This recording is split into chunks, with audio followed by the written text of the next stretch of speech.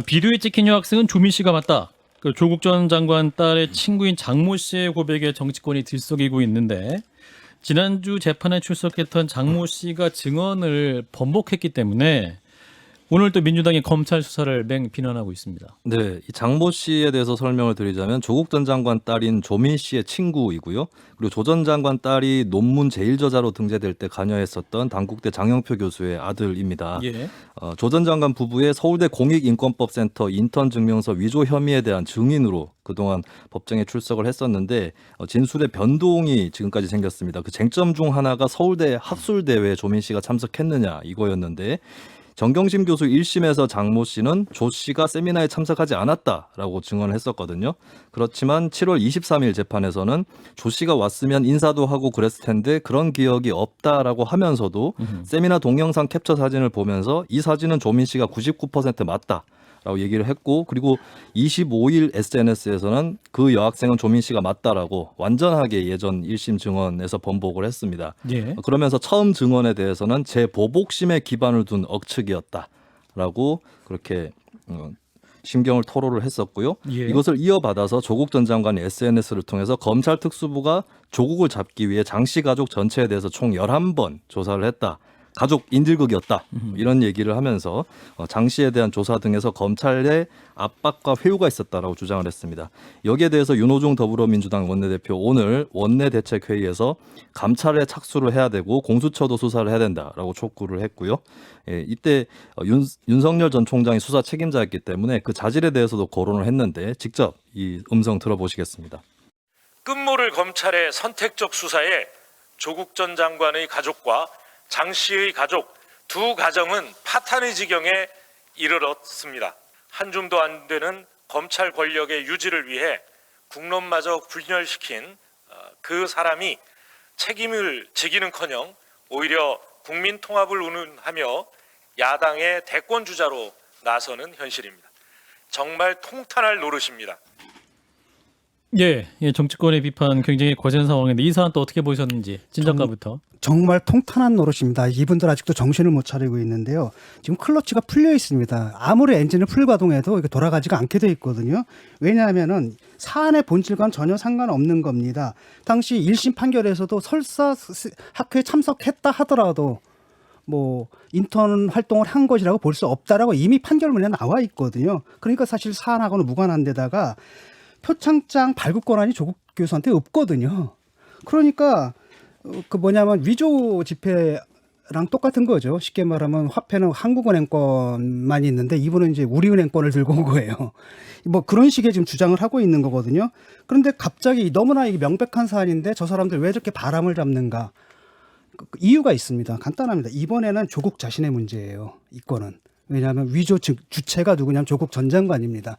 그러니까 이제까지 정경심 재판에서는 모든 책임들을 아내한테 다 넘겼잖아요. 그랬는데 이번 건만은 피해갈 수가 없는 겁니다. 그렇기 때문에 이게 1심 재판에 하면 이미 유죄가 나온 거거든요. 그러니까 여기서 미리 바람을 잡는 거예요. 이걸 갖다 정치적인 탄압에 의한 것이다. 검찰의 억압수사 또는 무리한 수사에 의한 것이다. 라고 정치권에서 미리 바람을 잡아놓는다라는 거죠.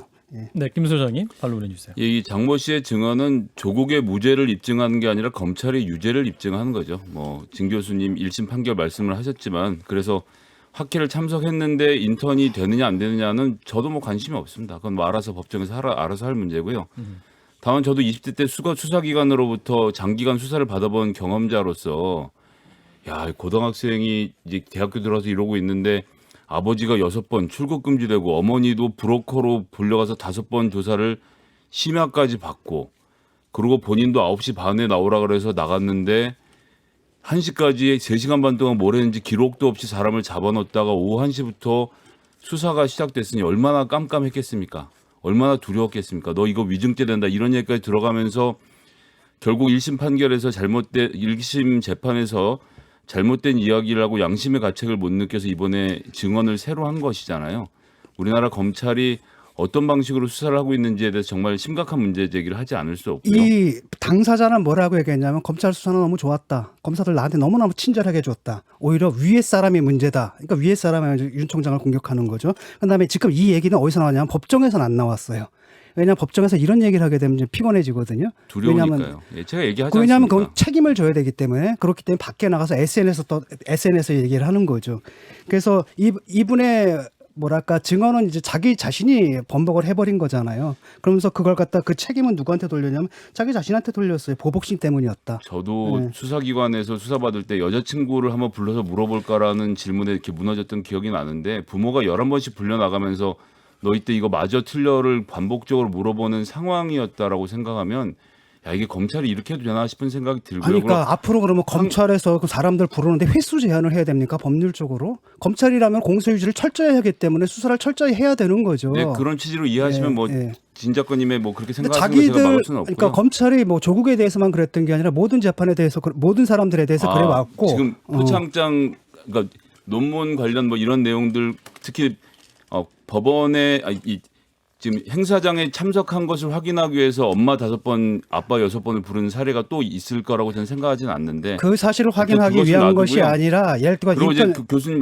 품앗이였잖아요. 작가님 그게. 말씀하신 예. 품앗이 얘기도 뭐 이거 얘기 길게 하는 건가요 지금? 예, 계속해 주세요. 품앗이도 OSP라고 해서 그 한영 고등학교 한영 외고 동아리 오버시 뭐 이렇게 해서 해외 유학 가는 동아리에서 그 동아리를 지도하던 교사가 학부모들끼리 서로 이런 식의 그 인턴을 만들어줄 수 있는 과정이 있으면 해달라고 제안을 해서 그것을 공모를 해서 학생들이 제안해서 들어간 상황이었고요. 2009년 지금 한국은행 말씀을 하셨는데 뭐 작가님 말씀대로 이 발행은 한국은행이 하는 거지 한인섭이라는 사람이 하는 게 아니거든요. 그리고 이 당시에 한인섭 교수는 안식학기로 그 일본에 있는 대학에 가 있었고 그 당시에 센터장 대행은 조국이었기 때문에 조국 교수가 그 해당 직원회의를 통해서 이 증명서를 발급하는 것 자체는 한국은행에서 나온 지폐예요. 한국은행의 은행장이 임시로 바뀌었다라고 해서 미조 지폐라고 말하는 것은 좀 말이 안 된다고 생각합니다. 진 교수님.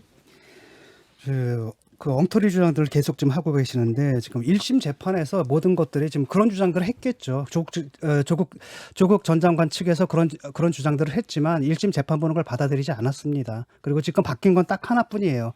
이분이 본 적이 없다. 그리고 그 진술은 바뀌지 않았습니다. 본 적 없다예요. 계속 아직도 법정에서는. 예. 다만 그 동영상 속의 인물이 뭐 조민일 가능성이 있다. 99%다. 뭐 그 정도 얘기 쉽게 말하면 입술 서비스 하나 해준 거죠. 예.